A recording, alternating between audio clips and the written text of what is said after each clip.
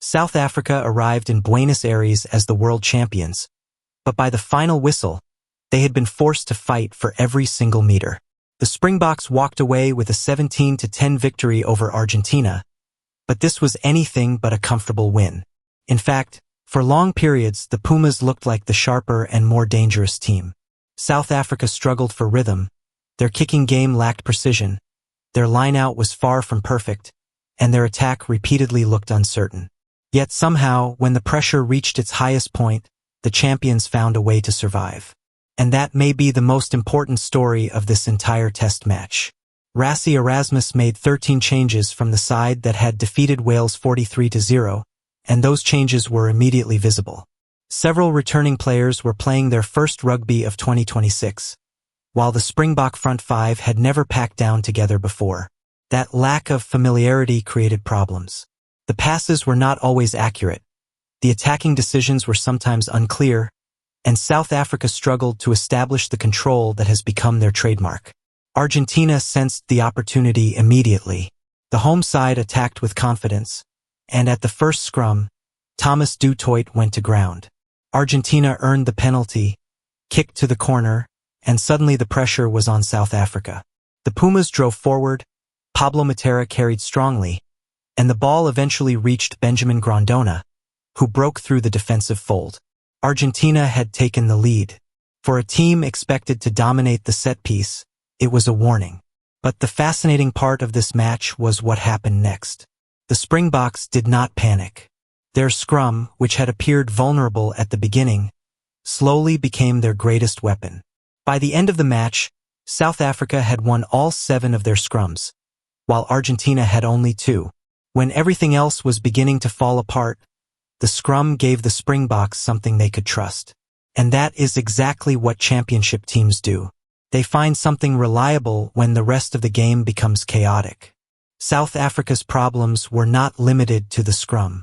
Their attacking maul failed to produce its usual momentum, and Argentina disrupted their lineout at crucial moments.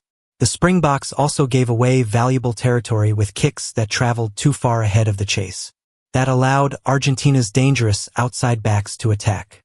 Ignacio Mendy was particularly impressive, making for clean breaks, while Rodrigo Isgro repeatedly looked threatening whenever he received space. Argentina were not simply defending against the world champions. They were attacking them, challenging them, and forcing them to make difficult decisions. But South Africa's scrambled defense refused to collapse. Every time Argentina appeared ready to break through, the Springboks somehow recovered. That resilience kept them alive. And then came another major concern. Siya Kolisi left the field inside the first half while holding his left leg. For South Africa, it was a worrying moment. The captain had returned to rugby in 2026, and his leadership is enormously important to the team. Losing him so early added another layer of uncertainty to an already difficult evening. But once again, the Springboks responded. They had lost rhythm. They had lost their captain. They were struggling to control the game. Yet they kept fighting. One of the most intriguing performances came from Sacha Feinberg-Mngomezulu. Returning to action, he showed his willingness to attack the gain line and carried the ball repeatedly. But his decision-making was not always smooth. At times, South Africa seemed unsure whether to attack through the forwards or release the backs. That uncertainty was understandable. 13 changes had disrupted the team's combinations, and international rugby punishes even the smallest lack of communication. Argentina, meanwhile, continued to believe. Pablo Matera was one of the strongest players on the field, bringing physicality and leadership to the Pumas' effort. Santiago Carreras also played an important role, controlling the game while operating at fly half and contributing defensively in unusual ways.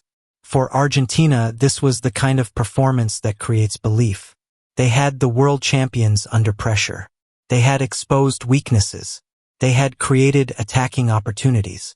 But there was one problem. They could not finish the job. And against South Africa, that can be fatal. The Springboks do not always need to dominate a match to win it. Sometimes they simply need to stay close enough for their physicality, experience, and bench strength to become decisive. That is exactly what happened. As the match moved into its final stages, South Africa's forwards began to take control. Fresh energy arrived, the scrum became increasingly powerful, and Argentina began to feel the pressure.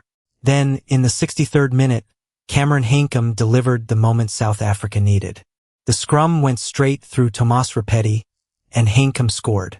It was more than just a try. It was a statement. When the Springboks could not find their rhythm in open play, their scrum gave them the answer. Suddenly, the champions were ahead. Argentina still fought. They refused to disappear. But South Africa had something Argentina could not find: control in the decisive moments. That is why the final score of 17-10 is so revealing. It does not tell us that South Africa dominated Argentina. They did not. It does not tell us that the Springboks produced their best rugby. They certainly did not. Instead, it tells us that the world champions know how to survive. And that is a frightening quality for every team waiting to face them. For Rassie Erasmus, however, this victory comes with a long list of questions. Why was the kicking game so inaccurate? Why did the attack lack fluency? Why was the lineout vulnerable? Why did Argentina find so much space out wide? And how can the returning players develop stronger combinations before the next major test? Those questions matter because the next opponents will be watching. They will have seen the weaknesses. They will know that South Africa can be pressured. They will know that the Springbok attack can lose its rhythm. They will know that the world champions are not invincible. But they will also have seen something else. They will have seen a team that refused to surrender. A team that lost its captain early. A team that struggled in several areas. A team that gave Argentina opportunities and still found a way to win. That is the real takeaway from Buenos Aires. Argentina showed courage, attacking ambition, and enough quality to make the champions uncomfortable. South Africa showed something equally important: resilience. The Springboks were not brilliant. They were not flawless. They were not dominant. But they were champions when it mattered. And now comes the real challenge. South Africa cannot rely on surviving difficult matches forever. Against stronger opposition, those missed opportunities could become points. Those loose kicks could become tries. Those line-out errors could become territory.